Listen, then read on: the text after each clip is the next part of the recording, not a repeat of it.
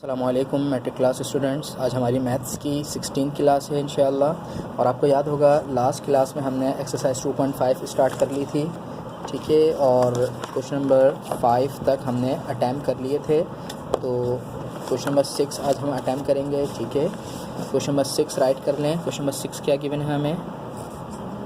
√15 divided by √5। Clear? √15 divided by √5। अब गौर से देखें, अभी तक जितने भी क्वेश्चंस हमारे थे उसमें फ्रैक्शन नहीं थी, ठीक है। ये न्यूमरेटर में रूट था, न्यूमरेटर में था, न्यूमरेटर में था, न्यूमरेटर में था।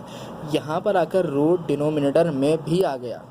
गौर से रूल सुने कि जब भी रूट डिनोमिनेटर में आ जाए तो उसी रूट को एक दफ़ा क्वेश्चन में मल्टीप्लाई कर देंगे, एक दफ़ा डिवाइड कर देंगे। अब देखें, ये लाइन लिखेंगे। ये लाइन कब लिखेंगे? जब रूट नंबर डिनोमिनेटर में आ जाए। मैथ्स के अंदर किसी भी क्वेश्चन में, किसी भी चैप्टर में अगर ये रूट नंबर, ये रूट डिनोमिनेटर में आ जाए तो क्या करेंगे? Multiply and divide by √5।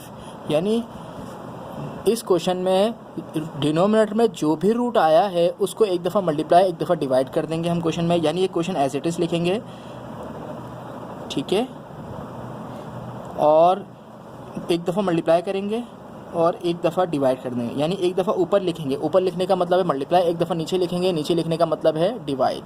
Clear? यानी अब ये √15 √5 से मल्टीप्लाई हो रहा है और √5 से मल्टीप्लाई हो रहा है। अब क्या करेंगे? √15 को हम ब्रेक करेंगे। √15 को ब्रेक करेंगे तो क्या आंसर आएगा? 3 से ब्रेक करेंगे 5 से ब्रेक करेंगे 1। यानी √15 की जगह हम 3 × 5 लिख सकते हैं। बाकी क्वेश्चन अभी एज इट इज़ रहने दें, ठीक है। स्टेप में आपके इंक्रीज़ कर रहा हूं ताकि आपको सब चीज़ें समझ आए। क्लियर? ये रूट नंबर है, ये रूट नंबर है। रूट नंबर से मल्टीप्लाई होगा। यानी ऊपर वाले न्यूमरेटर दोनों रूट को एक रूट बना देंगे, 3 × 5, और ये वाला 5 भी इसके साथ ही लिख देंगे। इसी तरह डिनोमिनेटर में दोनों रूट को सेम रूट बना देंगे, 5 × 5। क्लियर? अब क्या करेंगे? ये पेयर बना तो ये बाहर आ जाएगा और अंदर क्या रिमेन बचा? √3। इसी तरह ये पेयर बनेगा तो ये बाहर आ जाएगा। क्लियर? और ये कट हो जाएगा। ये इसका रूल लिख लें कि ये कट किस तरह हुआ है। चैप्टर नंबर 2 के हमने यहाँ पे लास्ट रूल क्या लिखा था कि we multiply simple number with simple number and root number with root number. Same यही रूल है लेकिन डिवाइड का रूल है। रूल नंबर 5 है आज हमारा, ठीक है। रूल नंबर 5 क्या है? We divide simple number with simple number and root number with root number. कि हम सिंपल नंबर को सिंपल नंबर के साथ डिवाइड करेंगे और रूट नंबर को रूट नंबर के साथ डिवाइड करेंगे। इसे एक एग्जाम्पल लिख लेते हैं, आपको समझ आ जाएगा। एग्जाम्पल में आपको लिखवाता हूँ, जैसे 4√15 डिवाइडेड बाय 2√3। क्लियर? ये सिंपल नंबर है, ये रूट नंबर है, तो सिंपल से डिवाइड होगा। 2 × 2 = 4, 2 × 1 = 2, तो नीचे 1 बचा, नहीं लिखेंगे। इसके बाद 3 × 1 = 3, 3 × 5 = 15, तो क्या बचा? 5। रूट नंबर से और सिंपल नंबर से डिवाइड होगा। तो इसीलिए ये सिंपल नंबर था, ये सिंपल नंबर था, ये दोनों डिवाइड हो सकते हैं। रूट नंबर, नीचे कोई रूट नंबर नहीं था तो डिवाइड नहीं हो सकते थे। तो हमारा क्या आंसर आ गया? 3। क्लियर? हमारा क्या आंसर आ गया? यहाँ पे तो 1 बच गया ना, 1 नहीं लिखते। अब गौर से देखें, ये जो हमने इतना बड़ा काम किया है ये एक लाइन के अंदर भी हो सकता था, लेकिन आपको ये स्टेप समझाने ज़रूरी थे ताकि इस चैप्टर में यही स्टेप समझने थे। अब देखें, अगर मैं यही क्वेश्चन सिर्फ एक स्टेप में करना चाहूँ, √3 आंसर आएगा। ये रूट नंबर है, ये रूट नंबर है। रूट नंबर को रूट नंबर से काट दें, 5 × 1 = 5, 5 × 3 = 15, तो क्या आंसर आ गया? √3। लेकिन हमें इस स्टेप से काम करना है क्योंकि नेक्स्ट एक्सरसाइज में हमें यही स्टेप काम आने वाले हैं। ठीक है, ये रूल वाला स्टेप है, तो लास्ट में हमें ये स्टेप करना पड़ा। तो क्वेश्चन समझ आ गया। इसके बाद 7 क्वेश्चन करते हैं। 7 क्वेश्चन क्या है, 76 डिवाइड बाय 76, दोनों रूट नंबर है। अब देखें हम वही वाला स्टेप करेंगे, ये वाला, और अगर डायरेक्ट स्टेप करना चाहें तो क्या होगा, ये भी रूट नंबर है, ये भी रूट नंबर है, दोनों को कट कर देंगे तो 1 आंसर आ जाएगा।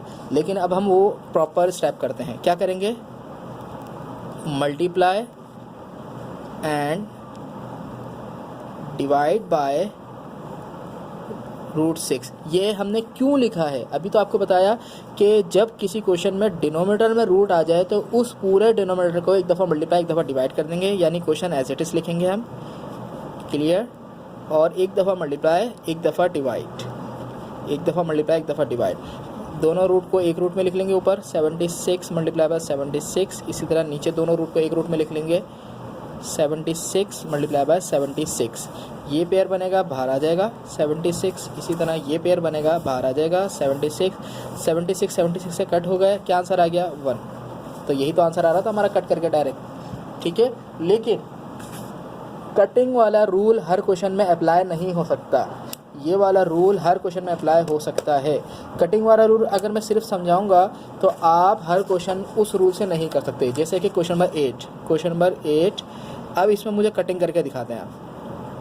अगर हम कटिंग वाला रूल इसमें अप्लाई करें कि सिंपल नंबर सिंपल से कट कर दो, रूट नंबर से कट कर दो, तो यहाँ पे सिंपल है, यहाँ पे सिंपल नहीं है, यहाँ पे रूट नंबर है, यहाँ पे रूट नंबर नहीं है, तो कटिंग कैसे करेंगे। तो अब हमें यही वाला स्टेप करना पड़ेगा, ठीक है। डिनोमिनेटर में रूट है तो हम क्या करेंगे, सबसे पहले क्वेश्चन एज इट इज लिखेंगे, ठीक है। उसके बाद क्या लिखेंगे, मल्टीप्लाई एंड डिवाइड बाय, किससे करेंगे डिवाइड बाय, √18 से, फिर ठीक है क्वेश्चन एज इट इज लिख लेंगे। उसके बाद एक दफ़ा मल्टीप्लाई एक दफ़ा डिवाइड, ठीक है। ये सिंपल नंबर ये रूट नंबर आपस में मल्टीप्लाई नहीं हो सकते, तो हम क्या करेंगे, बराबर बराबर लिख देंगे। आपको याद है ना, सिंपल नंबर से मल्टीप्लाई होता है, रूल नंबर 4 जो हमने लिखवा है, और रूट नंबर से मल्टीप्लाई होता है। तो ये सिंपल है, ये रूट है, तो मल्टीप्लाई हो ही नहीं सकते, तो बराबर बराबर लिख देंगे। इसी तरह ये भी रूट नंबर, ये भी रूट नंबर, तो दोनों एक ही रूट में आ जाएंगे, क्लियर। यहाँ पर पेयर बनेगा, ठीक है। और जब पेयर बनेगा, न्यूमरेटर तो सेम लिख दिया, पेयर बनेगा तो 18 आ जाएगा, सिंपल नंबर बन जाएगा। 18 से 18 कट हुए तो क्या आंसर आ गया हमारा 18, क्लियर। अब देखें 18, क्या ये और सॉल्व हो सकता है, एलसीएम लें इसका, क्या ये और सॉल्व हो सकता है। 18 का हमने एलसीएम लिया, 2 से 9 आया, 3 से एलसीएम लिया 3 आया, 3 से एलसीएम लिया 1 आया, यानी जहाँ तक सॉल्व हो सके ना हम सॉल्व करेंगे।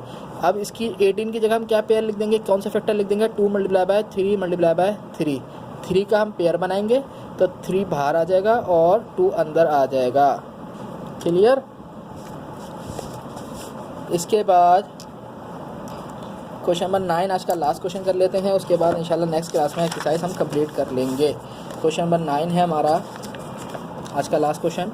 Question number 9, 2√28 7, clear. अब देखें डिनोमिनेटर में आपका रूट नंबर है, तो कौन सा स्टेप करेंगे हम, मल्टीप्लाई एंड डिवाइड बाय √7, यानी क्वेश्चन एज इट इज़ लिखकर एक दफ़ा मल्टीप्लाई कर देंगे और एक दफ़ा डिवाइड कर देंगे, क्लियर। अब क्या करेंगे, इसका भी एलसीएम साथ ले लें, 28 है ना, इसको ब्रेक करेंगे तो इसका एलसीएम साथ ले लें। 28 2 से ब्रेक करेंगे 14, 2 से ब्रेक करेंगे 7, 7 से ब्रेक करेंगे 1, तो इसका फैक्टर क्या आ गया हमारे पास, 2 मल्टीप्लाई बाय 7, और नीचे √7 था 7, क्लियर। अब देखें, अब रूट पहले मर्ज कर देते हैं ताकि एक साथ, एक क्वेश्चन के बहुत सारे स्टेप्स हो सकते हैं डिफरेंट, लेकिन आंसर सेम आता है। अगर यहीं पर ही पेयर बना के बाहर लेके आना चाहें तो कर सकते हैं, लेकिन मैं फिर एक साथ ही कर रहा हूँ, रूट नंबर को रूट नंबर से मल्टीप्लाई कर रहा हूँ, 2 मल्टीप्लाई बाय 2 मल्टीप्लाई बाय 7, ये वाला 7 भी इसके साथ लिख रहा हूँ। इसी तरह 7 और 7 को एक साथ लिख रहा हूँ। क्लियर? ये रूट पेयर बना, ये रूट पेयर बना, ये नंबर पेयर बना।